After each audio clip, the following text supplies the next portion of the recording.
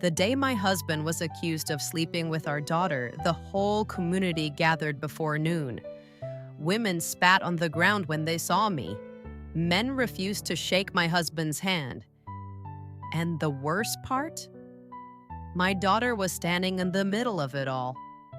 Silent, expressionless, as if her soul had already left her body.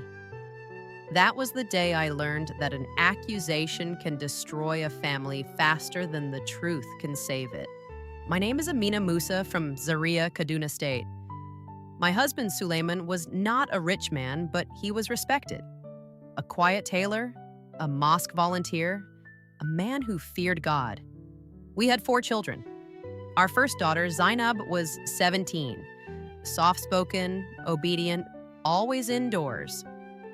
So when I heard women shouting outside our compound that morning, I never imagined it had anything to do with us.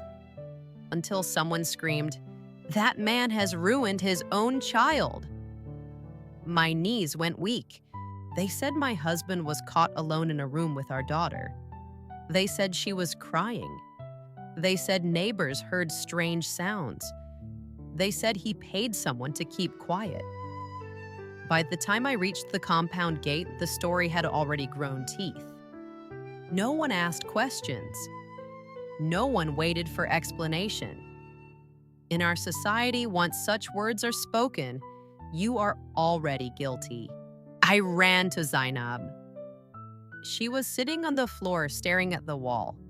I grabbed her shoulders and cried, "Tell me the truth. Tell me your father did not touch you." She said nothing. Not yes, not no, just silence. That silence almost destroyed my marriage. They brought my husband before the elders. He knelt, sweating, trembling, and said only one thing: "I did not do it." No long explanation, no shouting, just those 4 words. The elders looked at me, and that was when I realized something painful. They were not deciding whether he was guilty. They were deciding how to punish him. That night, I did something I still regret.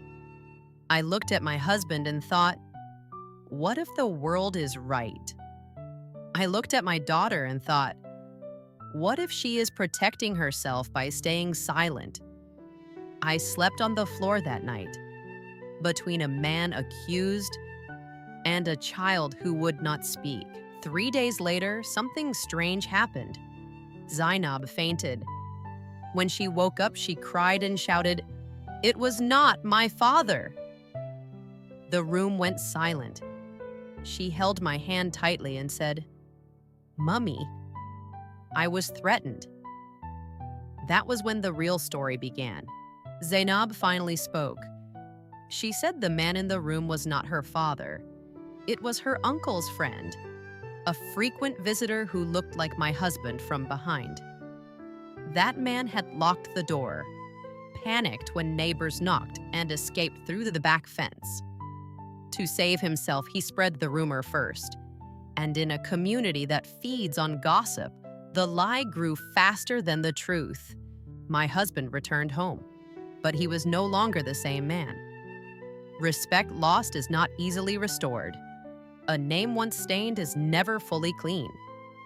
Today, my daughter speaks again. My husband still prays.